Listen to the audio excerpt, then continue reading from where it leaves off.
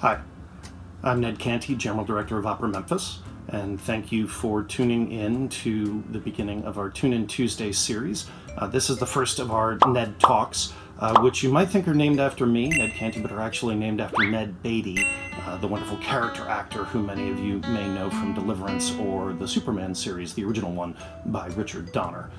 In this one, we're actually going back to a talk that I gave about 7 years ago, and it's a talk about the production of the Mikado that I first directed in St. Louis in 2007 that was inspired primarily by Japanese video games, the ones that I still play, and still playing probably as we speak, or at least as you watch this. So I made this presentation about 7 years ago, and things have changed since then, at least in terms of how we discuss these issues of representation, certainly issues around pieces like Butterfly or the Mikado. And while the challenges of the two pieces are certainly very different, I was curious to get a sense from folks of how they thought it stood up. Originally we were going to re-record it, and I was going to sort of let folks know if and how my thoughts had changed and what ways they had changed. But I think instead, what we're hoping is that people will watch this, that talk that was given in 2014, and let us know what you think about it. Let us know if you think that some of the things we talk about the balance between the appropriation or borrowing or fan service or whatever it might be. Let us know in the comments if you think that we're onto something, if you think we were wrong, if you think it still is relevant, or if it has aged as well as Camembert in August in the back of your car. So just let us know. I look forward to hearing what you think, and depending on what we hear next month in the second Ned Talk, named of course after the former governor of Tennessee, Ned McWhirter, in the next TED Talk, I'll have some comments about what you said, but hopefully these talks will be a dialogue and not just you listening to the ramblings of a middle-aged goofball. Thanks very much. I hope you enjoy.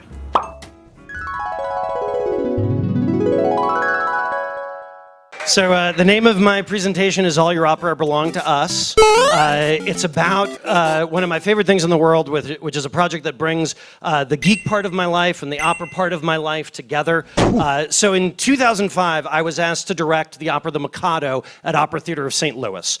This is a picture from the first production of Mikado I ever saw in high school by the New York Gilbert and Sullivan Society, a very traditional group that does fantastic work. But when I thought about that and I got offered this gig, I thought, until I saw this picture, and I thought, this is the cover of a Life magazine that I found in a thrift shop of a fully clothed geisha bowling.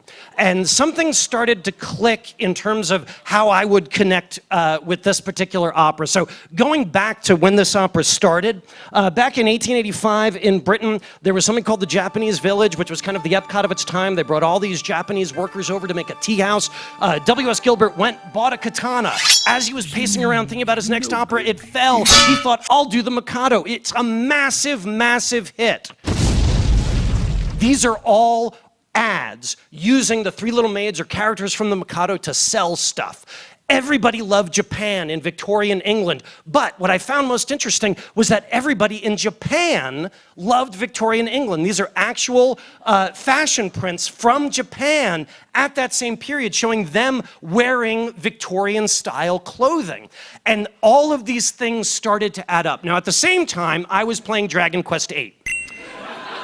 And I noticed that this game really had no connection to any particular period. It only had to do with characters. So you've got a cavalier, a pseudo-Viking, a bar wench, some guy in a weird medieval do-rag. I was also playing Final Fantasy X and Final Fantasy X2, where, I mean, look, there is no period in which people dressed like this, and yet we know who they are.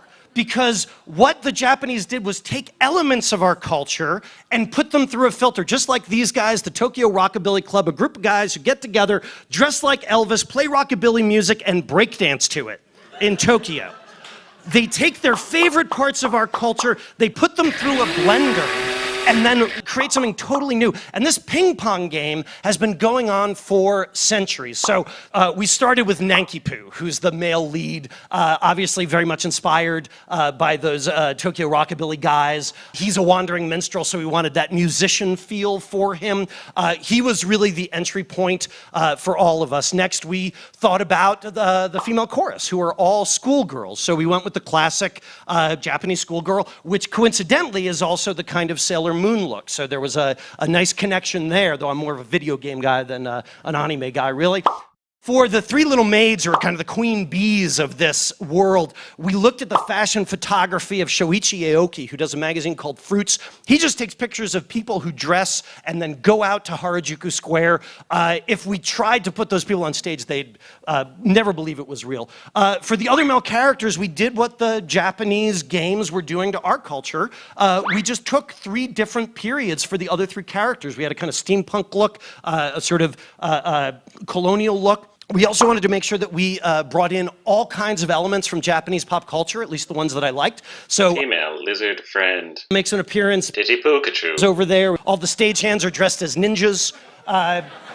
All of it makes sense. The final character, the one that took us the long to crack, is Katisha, who is the older cougar character, who is chasing after Nanky Poo. So we tried to combine a kabuki fire demon and the drag queen divine, and this is what we came up with. Katisha, who's going to be sung in our production, by the way, in case you're an opera fan, by Jimmy Barton, who's one of the hottest opera singers on the planet, so yeah. But it's awesome anyway, and really, because of the format, I don't even have time to get into the Hello Kitty backpacks, the interpretive dance, the bad wedding gowns and wedding tuxes, and some of the really, really beautiful traditional songs and Japanese looks. So I just thought I would put it up there, not because I wanted to brag about how awesome this show was. It is the box office champ of Opera Theater of St. Louis, a 65-year-old opera company, one of the best in the world.